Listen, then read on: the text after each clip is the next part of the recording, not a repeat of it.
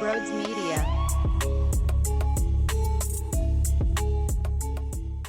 For the most part, I think everybody understands exactly how I feel about this Phillies team with opening day just a few days away. I mean, I'm going to be red in the face if I continue to just scream about how I feel. I'm very nervous. I'm very defeated. I'm very bothered. I don't love their mentality as a team. But here's the thing. They have a chance to shut me the fuck up. They have an opportunity staring at them right in the face to shut up this city and to prove to us that they have the winning DNA inside of them. The Eagles answered the bell. How do you think they went after this when they were 2-2 after the bye? Honest question. What do you think they did? They rallied as one. So the question becomes, can they form a bond and a relationship that is super special to come together to counter whatever negative noise is entering the Phillies clubhouse? And I hope the answer is yes. I don't know if it's going to happen or not, but we'll find out. And really, there was such a under-the-radar story that Matt Gell put out on The Athletic, and I had to screenshot a portion of it because it really rubbed me the wrong way, and it does coexist and correlate with the relationship stuff I just mentioned between teammates. So it was a story about Alec Bohm, how much adversity he had to deal with last year, getting benched, also the health side of things. Maybe he was way more banged up than it was mentioned, right, publicly. Maybe it was behind the scenes way worse for him, which probably makes sense considering he was not living up to expectations, but you can still not swing at the first pitch and pop up after getting benched. That has nothing to do with your hand, wrist. That's just stupid decision-making, poor decision-making, and not being a professional. So that, I look at that with two different mindsets. One, okay, I'm sure physically he was worn down. I'm sure there was something that was limiting his ceiling because we know he was going through pain and he never looked the same with the bat speed, with the way that he attacked in the box. It looked like a timid version of Alec Bohm to some level. And if we're going to look at Bryson Stott and give him a free pass because we knew he was dealing with something physically, I have to imagine the same applies to Bohm. But with that said, your approach at the plate, swinging first pitch to flip the double bird off to your manager, that has nothing to do with the injury. That's just you being selfish. So the reason why I bring this up is the article expressed what Alec Bohm was going through and who he talked to when he needed help. And there was someone he talked to, Eisenhower. And it says here, this is from Eisenhower on Alec Bohm. He is a professional. Like, he loves the Phillies. He loves his teammates. He loves the team. He loves them, you know? And the bad thing is, it's like sometimes they don't love him back.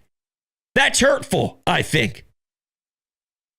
Now, he goes on to continue to say, but Bohm doesn't really care about other people's opinions because he's already told himself the truth that he knows that he's good at what he's good at and he knows what he's bad at. And, you know, he's honest with himself essentially, but my eyebrows raised. He loves his teammates. He loves the team. He loves them, you know? And the bad thing is, it's like sometimes they don't love him back.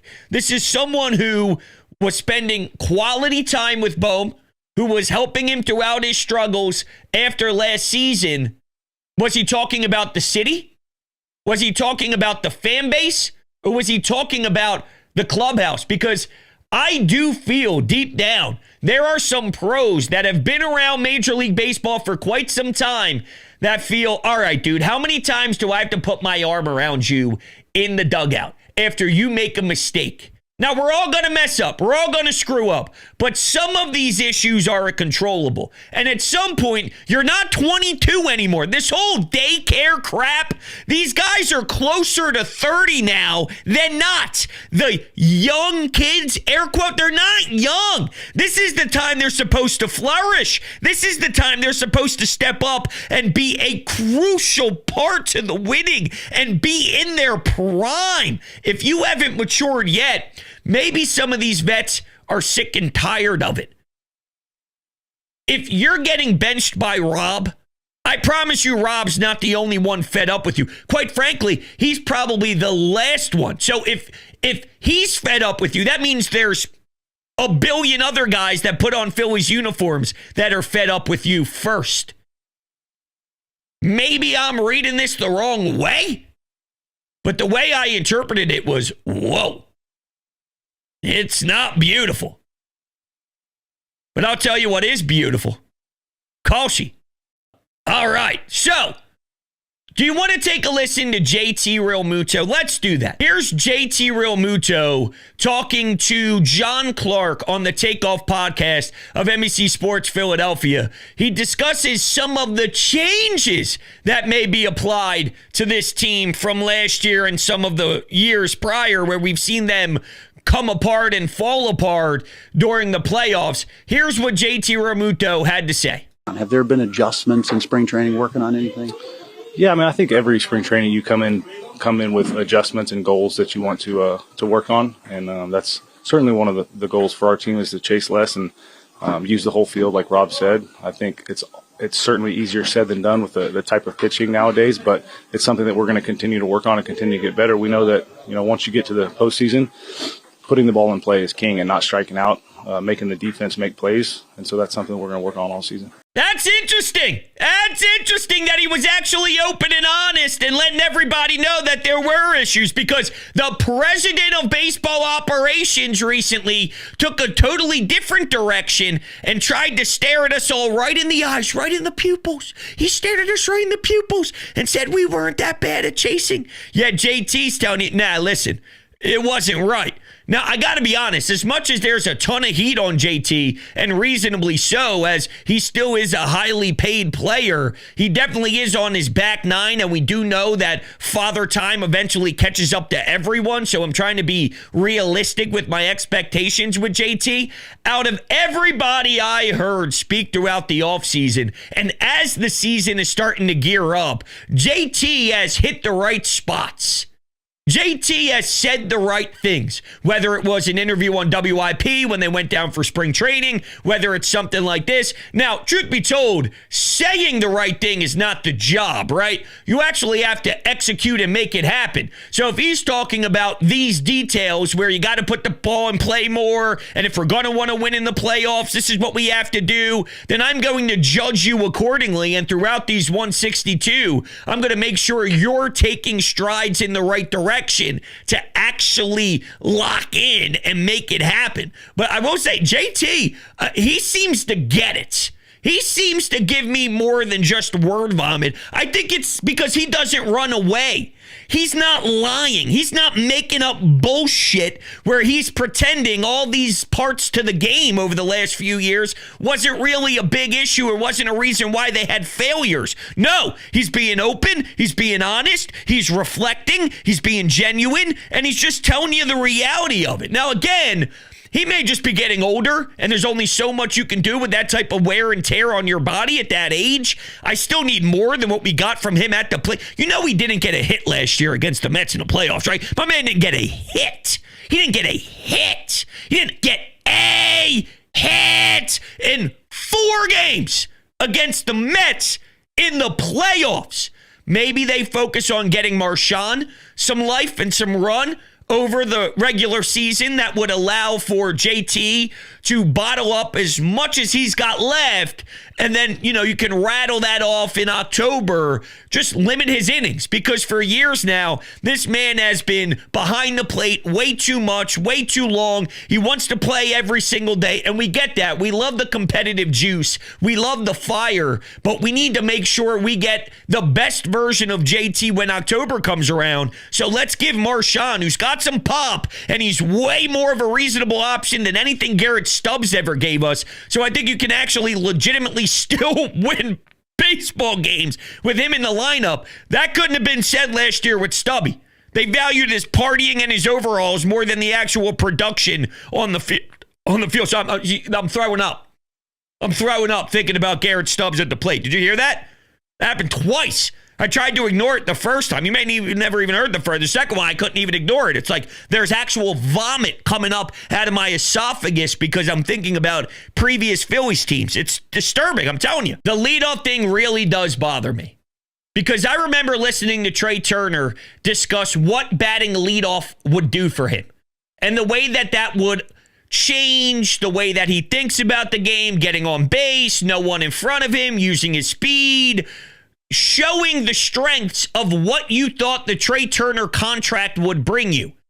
He described in detail how that would probably allow for him to lay off thinking about driving the ball as much and more his approach would be getting on base and this and that. And then he did go into, a little bit of a sidetrack and say, well, I'd still try and drive the baseball, but it would definitely change my approach. And I'm paraphrasing, but it was about how hitting leadoff would mentally change up the wiring.